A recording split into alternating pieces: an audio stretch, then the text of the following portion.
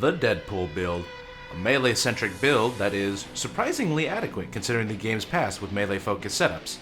This build will be all about melee, regenerative properties for your health and armor, and a splash of akimbo weaponry. Let's boogie! For the skills today, there's going to be a large focus in the Brawler subtree of Fugitive, as well as the Tank subtree of Enforcer. In Brawler, I have Martial Arts, Pumping Iron, Counter-Strike, and Frenzy Ace, as well as Bloodthirst and Berserker Basic. In Tank, I have Resilience, Transporter, Shock and Awe, and Iron Man Aced. Now that's the meat of this build, melee skills as well as survivability. For the rest of the skills, I'm picking up stuff that I find that complements this build well. For the rest of Enforcer, I have Underdog, Scavenger, Bulletstorm, Extra Lead, and Fully Loaded Ace. Fully Loaded doesn't seem to make much sense with a melee build, but I'll try to go more into that in the gameplay. In Mastermind, I have Force Friendship Ace, Technician, Hardware Expert, and Drill Sergeant Ace. Having good drills is always nice. And in Ghost, Duck and Cover, Parkour, and Second Wind Basic. Mobility skills, nice for any build, but especially helpful in a melee-focused one. For my perk deck, I'm using the Sociopath perk deck. My Deadpool lore is a little lacking, but I do know that he fancies akimbo handguns, as well as carries 2 swords. Well, I can carry 1 sword, but I got the akimbo part down. For our primary, we're going to be using akimbo deagles with Flash Hider, Micro Laser, Ergo Grip, Extended Mag, and the Long Barrel. Now for our secondary, we're also going to be using a deagle, because why the hell not? This one has a Flash Hider, Tactical Pistol Light, Ergo Grip, Marksman Sight, and the Long Barrel. For our melee, we're going to be using the Shinsakudo Katana, our throwable Dynamite, Ammo Bag Equipment, and ICTV Armor. This build is pretty exciting. Melee in this game has never been quite all that viable because, well, there weren't enough skills to make it decent. And before the katana came around, there weren't many melees worth using if you were going for such a setup either. But now, with our plethora of melee weapons, some being fairly decent replacements for the katana, like the Ice Pick or the Spear of Freedom, there's plenty you can choose from. We also got a bunch of skills now that are dedicated just to melee. It's a fairly high-risk, high-reward setup, since if you plan on using Frenzy Berserker combo, you'll have a lot less health than normal. I tried a few builds where I didn't pick up that combo, but I usually found the melee damage to be lacking, so I opted to go with it for this setup. So with Berserker, you get 250% more damage with melee weapons if you're under 50% health. And with Frenzy, you'll always only have 30% of your total health, meaning the effects of Berserker will always be procced for you. The constant melee damage boost is super handy when you want to focus on using your katana rather than your guns. I try to set up without these two, relying solely on the extra damage from Bloodthirst, which gives you up to 300% melee damage after killing 3 enemies. But it only works for that one swing, and then you have to get kills again with your weapon before you get melee damage. This is fine if you don't want to use your melee too much, but if you want to use it constantly, you'll end up finding yourself lacking in damage to kill those weaker guys that you want to be able to kill in 1 or 2 swings only. These skills, along with Pumping Iron, which gives you 50% more melee damage to everything, are everything that boosts your melee damage for this build. If you wanted to, you could also go with the perk decks that increase melee damage, like Infiltrator, but at this point, you've got all the damage you need to be effective, in a general sense. Even really tanky specials like Tasers and Cloakers will die pretty fast with a few swings, or a charged up melee swing for that extra damage. Of course, since you have most of the skills for melee damage, the other skills are handy as well. Counter-Strike is mostly desirable for counter melee to Cloakers so they can't run and kick you down. Immensely helpful when fighting Cloakers since you can just bait them to run at you, proc Counter-Strike, and then hit them when they're down on the ground. Martial Arts, also a pretty handy skill. Taking less damage from melee is nice since when you get close to enemies, they'll be trying to smack you too. Knockdown is alright, I guess. You don't really notice it too much since the goal isn't really to knock them down, but to kill them in as little swings as possible. So it's not like when you're using the shovel or something where your goal is probably just to knock them down to dominate them or something. Well, that was quite the info dump, but I wanted to go over all of the melee skills, at least briefly, since they are integral to the build. Basically, we picked up all the skills in the Brawler tree of Fugitive since they all contribute in some way to the effectiveness of your melee setup. Now, as for survivability, since this is the Deadpool we're talking about, we had to go for regeneration. I think the best one for that would have been the Sociopath Perk Deck. There are quite a few perk decks that have some sort of regeneration, whether it be armor or health, but Sociopath is the only one that has regeneration for both.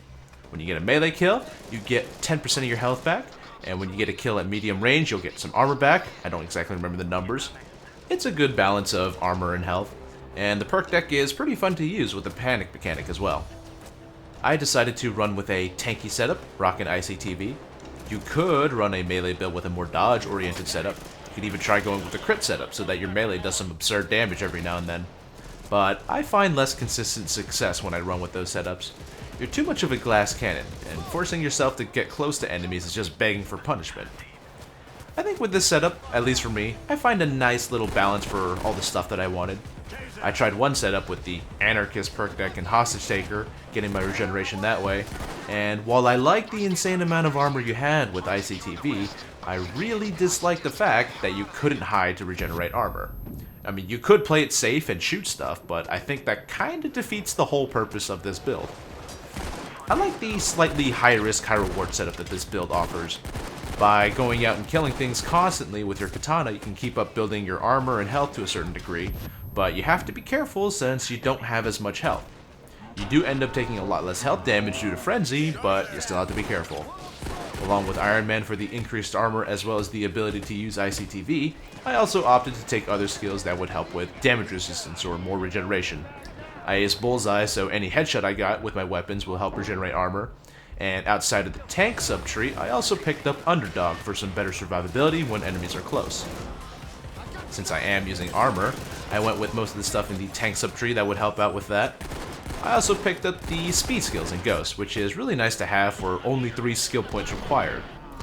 Anything that helps you close the gap faster between you and your enemy is a welcome addition to any melee build. One skill that I really like with this setup is Second Wind from the Ghost Tree's Silent Killer subtree.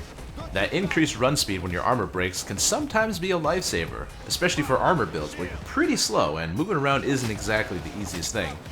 So, melee is quite a fickle thing. I mean, on the plus side, it means that you don't need to use much ammo, if any at all. But you've got to worry about so many other things. Trying to get close to enemies, specials, bulldozers, turrets, Captain fucking Winners.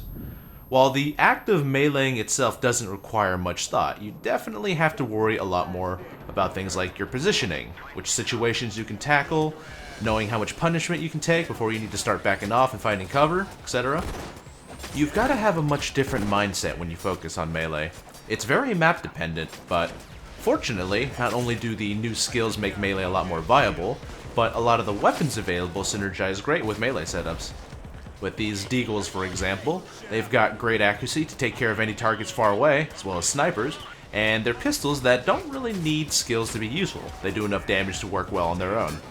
Specifically, the Deagles are nice since enemies with more health often take more than one shot to kill, so you can shoot them once or twice and then follow up with a melee strike to finish them off. Since you end up killing them with a melee, you'll still get all the regen from Sociopath like you normally would, and you end up saving ammo that you would potentially use on targets otherwise. Ammo normally isn't a problem with this build, as long as you mostly stay melee focused. So, if that's the case, then why the hell did I go for ammo bags for equipment, and fully loaded ace to top it off? Well, actually, at first I thought I would just go Inspire or something to be useful to the team, but then someone from one of my live streams pointed out that I should give fully loaded ace to go and run grenades or dynamite. And it turns out I actually really like running this build with nades, or explosives of some sort. Normally, nades are fairly weak. You usually only use them when you see a bulldozer you want to stun, or throw them in a big group of enemies you want to run past. By having nades for a melee build though, you'll be able to toss nades a little bit more generously so that you can use the explosion knocking down everything to your advantage. When everything's disoriented or on the ground, you can run up and melee everyone. In most cases, this helps stop them from being able to retaliate, whether it's shooting or meleeing you, and it helps for a lot of things like tasers too, since they won't be able to shock you if you get out of cover.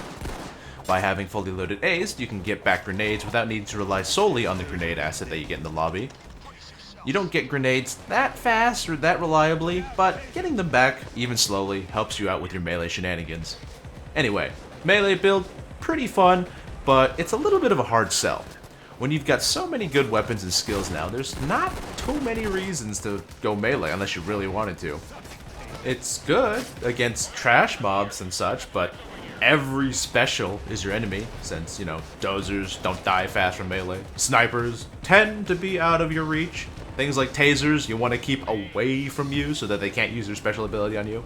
Hell, even trash mobs can be scary since they still have good range, and they can easily swarm you and fuck up your day. Hence why I called this build high risk, high reward. If nothing else though, melee is very satisfying, and this build has just about everything you want if you're gonna go in that direction.